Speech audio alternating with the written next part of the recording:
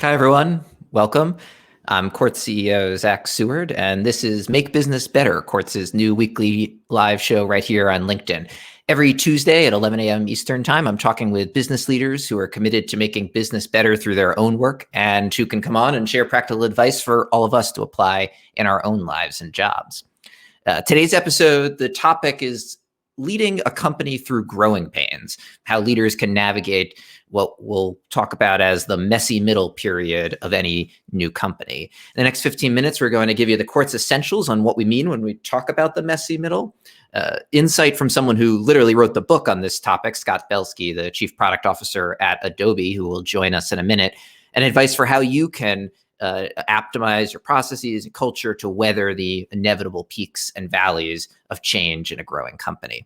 We'll take viewer questions too, so if you've got any, place them in the chat. Always great to see people join and see where you're all watching from. Really appreciate it. Thanks for joining us. Turning first to the Quartz essentials, typically a startup story focuses on the formation of the company and maybe an exit at the end. This is a chart literally ripped from a business school textbook that you see all the time, illustrating, a fairly linear process from A to B when growing any new company. But in reality, and as Scott, our guest, illustrates in this chart from his own book, the process from A to B is not so simple. And in fact, the journey has plenty of ups and downs, which Scott in his book termed the messy middle, and will be the topic of our conversation today. Thankfully, we've got the right person to talk about all of this. As I said, our guest is Scott Belsky. He's the Chief Product Officer at Adobe. Originally, he co-founded Behance in 2006 and served as its CEO until it was acquired by Adobe in 2012. He's also a best-selling author of books like Making Ideas Happen, and today's topic, The Messy Middle, which we'll talk about more in a second. Scott, thanks so much for joining us. No, thanks, Zach. I mean, I'm a huge Quartz fan. I get the daily emails, and it's just really cool to speak with you. Yeah, I appreciate it. All your support over the years has been really helpful, and we've certainly taken inspiration from a lot of your work as well. Before we jump into today's topic, one thing I like to do with our guests while a lot of people are working from home is take advantage of the fact that it gives us a rare insight into people's home lives while they're working. I gather you're working from home right now, and if you wouldn't mind, I'd love to hear about something in your background, your nicely, beautifully blurred background, as mine is as well, that you wouldn't mind sharing from off the shelf. Sure. I will share. I'll share my favorite business plan of all time. I'll grab it even off the wall here. This is the iconic Walt Disney business plan, where he kind of talks about how everything feeds everything. And to me, it's just one of the most brilliant things, how, or the movie will make you go to the theme park, which will make you buy the books, which will make you, everything connects. And I just think that it's, I was able to find like a pretty low resolution version. I think that's all that exists out there, and blew it up and put it on my wall. So that's one of my favorite objects. Yeah, I've seen that from time to time. One thing strikes me is that illustration by Walt Disney is sort of the opposite of the message of the messy middle, in a sense that, the first thing he did was draw out a complete business plan, and then seemingly pursued it exactly as it was written from day one, which I have to imagine is a fairly rare occurrence in business. Well, I mean, listen, in my own experience of Behance, I mean, as you may know, we had a conference that helped build the credibility in the creative world for the network. We even bootstrapped our company off of paper products that helped create, organize creative people. So we had like a central mission, but we were pretty agnostic in how we pursued it. But I also agree that a lot of companies, they suffer because they don't stay as focused as they need to. And so I guess it's really about, ensuring that your mission is simple and unwavering, but that, maybe you're creative in how you go about it, and the dots that end up feeding each other. Sure. Yeah. I mean, now that I think of it, I have the original business plan that Atlantic Media, which helped found Quartz, had drawn up well before I or anyone else had joined to actually do the company. And it's always funny to look back on that. The numbers are so off, like where we're going to be in 4 years. Thankfully, we were further ahead of where we expected to be. But just like a lot of the assumptions were wrong. But it's the fundamental concept, like the motivating idea, was right and remains true to this day. And I guess that's sort of the. And here we are. I mean, we're having a video experience that will feed folks discovering other parts of Quartz, and then and it's your own Disney. How about that? Yeah, I love that. I'll take it. Thanks. So turning to the messy middle. I mean, I hope I've introduced it properly, but please correct me if anything in the introduction struck you as wrong. I'm curious too, from your research, when is it in a company's period of growth that it's most likely to get messy? Yeah. When does it often occur in a startup? Well, in my experience, it's less about the the number of years you're in, and it's more about how new or old the playbook is that you're using to run and grow the business. And I think we all try to get to a point where we have a playbook that's working. And when a playbook is working, you kind of can scale, more easily. You kind of know the levers to pull. And the hardest part of any of this is that the playbook always gets old. And in fact, I think most entrepreneurs fail to scale when they fail to throw out the playbook, even as it's working, because they know that it's not the one they'll need next.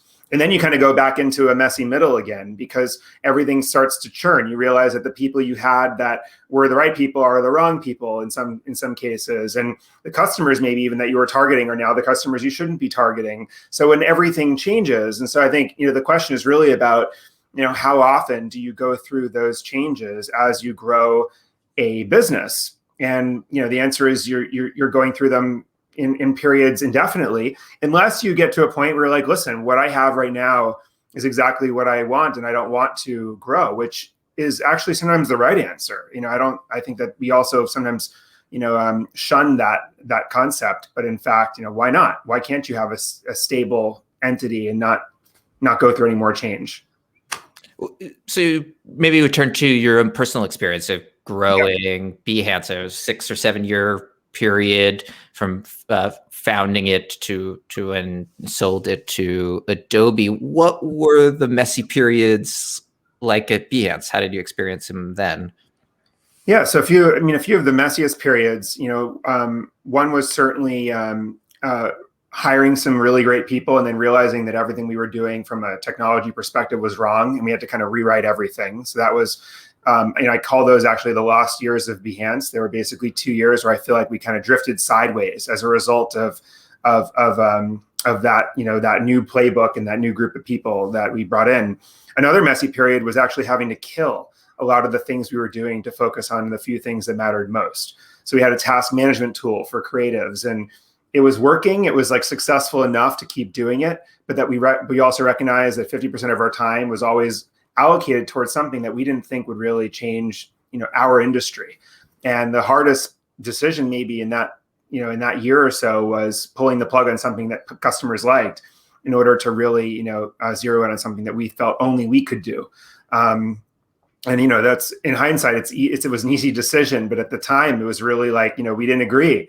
And I was kind of holding on to my baby. And, I think that I liken growing and scaling a business in some ways to bonsai cultivation, where, you always have to trim those most beautiful, newest little branches in order to strengthen the trunk and, and make this, turn it into a bonsai. It requires a lot of killing in some weird way. And that was true for a business as well.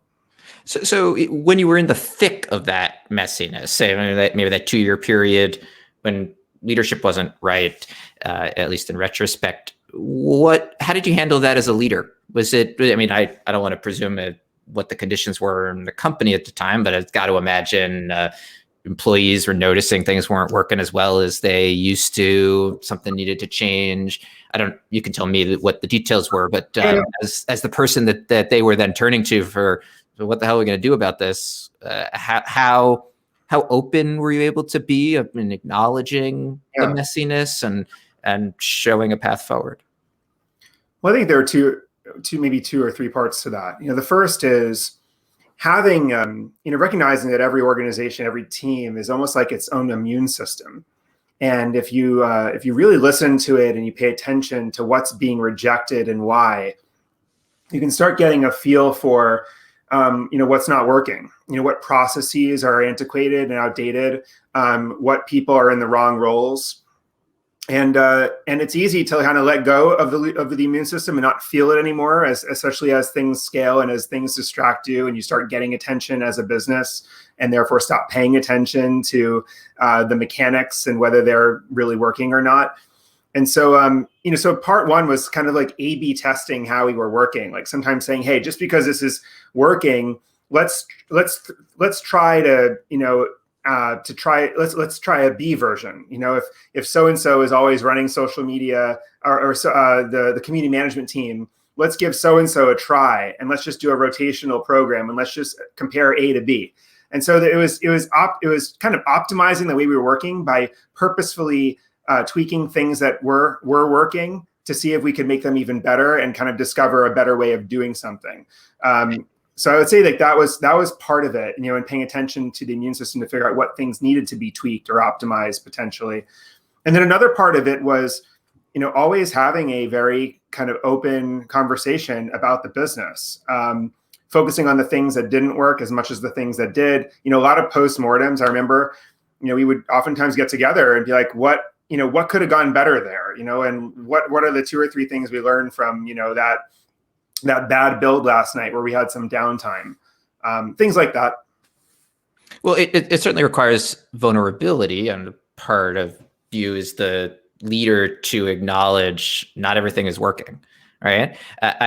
How has that felt on the other end by staff? I'm using just the example you put forth earlier. You want to shake things up, try a different approach to audience management. Implicit in that is like the way we've been doing it is not working. Yeah.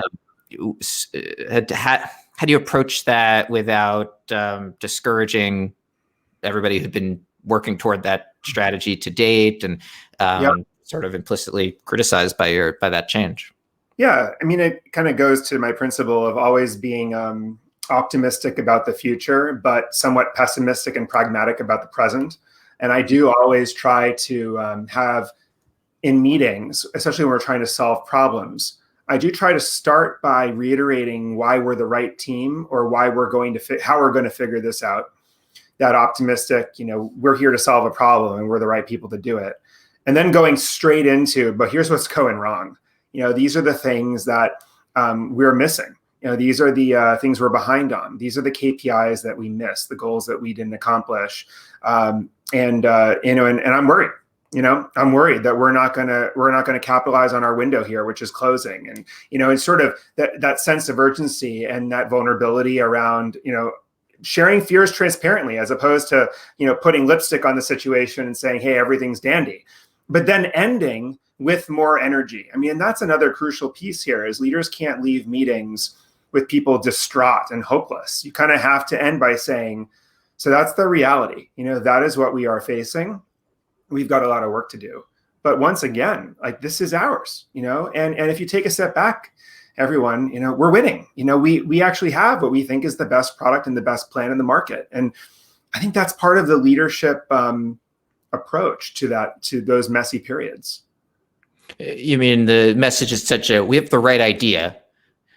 We've yet to figure out how we're going to realize that idea in the best way. Yeah. And I guess it's maintaining, listen, you have to merchandise progress to your team at all times. There's a lot of research around how progress begets progress. I talk in the book about Teresa Mobley at Harvard Business School and her research around kind of the sources of motivation and creativity in organizations being people feeling like they're making progress, which is a bit of a chicken and egg type of thing. And so I guess what I'm saying, in these messy periods where there's no end in sight, you're working amidst ambiguity, uncertainty, and fear, anxiety. You have to merchandise the progress your team is making to your team so people can continue to focus and motivated. But at the same time, you can't celebrate fake wins that incentivize the wrong types of work. Like, for example, an article that our PR team got us, like, that's not worth celebrating. That was pay to play, basically.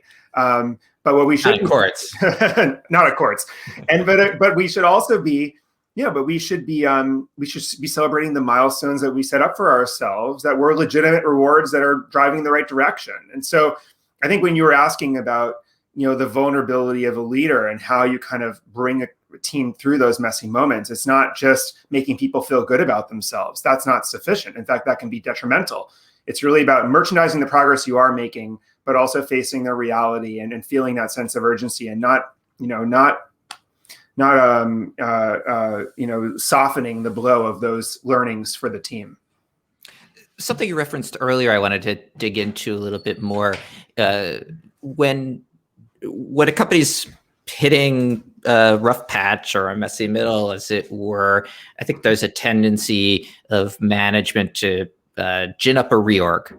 We're gonna shake things up, change up the org chart, what have you. I'm sure there's always a time and place for that, but it sounds like your preference is to just a more gentle touch, to, as you said, A/B test some changes to process and see if you can make smaller improvements rather than just completely blow it all up. Well, why is that? Or is that an accurate read? And then why you prefer that? Yeah, I think that of course, the answer is a little more nuanced, right? I don't like organ transplants very often, but sometimes you do have to suppress this immune system that I was just describing, allowing the team to kind of take on a new practice, a new person. And in fact, the most senior and critical hires that I have made in my career were initially rejected by the team. Will Allen, who's our COO of Behance up through the acquisition and now runs Behance on my team at Adobe. I remember when he first came on, we hired him from TED conferences, and people, it was like a line out of my office. As soon as he came, started instituting new processes and asking uncomfortable questions. People were like, wait a second, who is this guy? And this isn't going to work. This doesn't feel right. And, as a leader, you have to know the difference between saying that coming into you and saying, oh, okay, like we shouldn't have that new person, versus we're gonna blunt the immune system and we're gonna allow this person to take hold. Like our playbook is old. Like we've got to switch it up. We've got to scale. We've got to do new things. So there is a time for that, but at the same time, you shouldn't do that too often because it is unsettling and it does set you back before it leaps you forward. And you should be constantly doing little tests. And I love saying, hey, that Tuesday meeting that we all get together just because it's Tuesday for an hour. Let's try to not have that be a meeting for a few weeks and then see if that's better or if we should revert back to the previous version of how we worked. A ton of what you're saying resonates with me, like on a personal level, because I think it's fair to say that Quartz, which is now coming up on 9 years old, if they go back to a pre-launch period, is in that messy middle. And I'd be curious. So if you don't mind, I'll use this as a free coaching session. How do you advise leaders go through that period, or would talk to me about how much time to spend on guiding staff through that period? In my experience, it's like some people, it's exactly the kind of thing they signed up for. They're like, we're in a messy middle period right now that's somewhat similar to the early startup days of Quartz, and that's really exciting and motivating for some people. Others, totally understandably, had no intention to sign up for a startup that's still trying to figure out its business model, and as a result may need a lot of hand holding, but that hand holding can be distracting to management team, and maybe it's not the right approach. Maybe it's that those people should look elsewhere. I'm curious, like, what you think the right balance is in terms of keeping the company moving forward and looking forward versus that kind of hand holding that is totally necessary to make sure everybody's on board. Yeah, and I try to be as good of a player as I am a coach on some of these things, but I'm not always. But I'll tell you, my initial thoughts. I do subscribe to this tendency to look at a company and look at the people in the same way, which is, here's where I know where we need to be. Here's where we are. Like, let's focus on the gaps. So your industry is changing massively. And where Quartz needs to be positioned for the future. Where you are, and there's always some gaps, right? And then the question is, how do you fill those gaps as a team? And then also, as you look at your key leaders, I think, we should all force ourselves to say to ourselves and then to them in the right way, like, here's where I believe you should be. Here's where I see you. Like, let's talk about like what's missing there. And by the way, I'm not putting that all on you. Some of it's on me. As your manager, am I not setting you up sufficiently to succeed? Am I not giving you the resources you need? Am I distracting you in any such way, from focusing on the things that matter most? And the answer is always yes to all these things as well. So it's a shared responsibility. But I love that conversation. I also like connecting that on the personal level, like, here's where you are and here's what I'm seeing, and let's talk about the difference with the team, with the company as well, because they're all connected. And if you can have that form of a conversation, which is easier said than done, right? I mean, this is like, it can come across pretty critical very quickly, to when you're having that conversation with someone on your team. And then of course, also making sure that you take time to express real gratitude.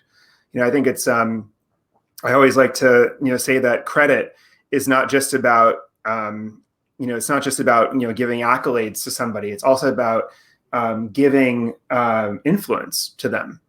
So when you give your team credit for the things that did work, those people then gain more influence in their peers' eyes, and they gain more confidence themselves in those areas. And so allocating credit is also allocating influence for the future of the business. And so, you have to obviously do equal doses of the gratitude and recognition as well. Yeah, that makes a lot of sense.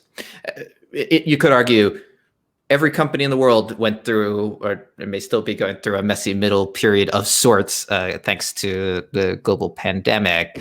Are there particular business practices, one-on-one meetings, town halls, et cetera, that you find to be, particularly useful sort of to maintain consistency during those periods that you'd recommend any company going through a messy middle period adopt? Yeah, well, I mean, this past year was a crash course in some of these things, and I'm not suggesting we got it all right, but one of the things that was very clear right away was I couldn't pretend it was business as usual. The inclination, right, is I wanted to keep the team move forward. I wanted to, be productive and keep us on track. Sorry to interrupt. Your connection started breaking up pretty bad in the middle there. Can you hear me now? Is it any better? Yeah, I can hear you pretty well. Video is not great, but okay. So I will. Keep talking through it, and don't worry about it. For some reason, you're freezing up a little bit too. So, but if the voice is there, then we go on. So, so I just think that the answer is, I think, we can't pretend it's business as usual. Point, we would think reflexively with our teams, and we have to add a dose of informality to the conversation. You have to feel like there can be we can kind of have a bit of a freedom on what's on the top of people's minds. I think that the traditional Scott, I'll cut you off there. Just sorry, because the breaking up got a little worse. A messy middle period live a live demonstration of a messy middle period, but we were at the end of our conversation anyway. So sorry to cut you off. Apologize for that, but appreciate if you're still on the other end. Your time talking through this experience. I think honestly, every company, large or small, ends up going through, and that, as I said, I feel acutely these days, and thankful to have your advice to lean on as we go through it. That's all for this week's episode. We'll be back next Tuesday at 11 a.m. Eastern Time with Allison Taylor. She is the Executive Director at Ethical Systems. Make sure to follow Quartz on LinkedIn. That way you'll always be notified whenever we go live with this show. And in the meantime, and for more of Quartz, you can subscribe to the Quartz Daily Brief. Scott had a nice shout out for it this morning. It's the best way to start your day if you're in global business. I think there'll be a link in the comments. And appreciate, as always, all of you joining us. I'll see you right here back on next week on Tuesday here on LinkedIn. Thanks.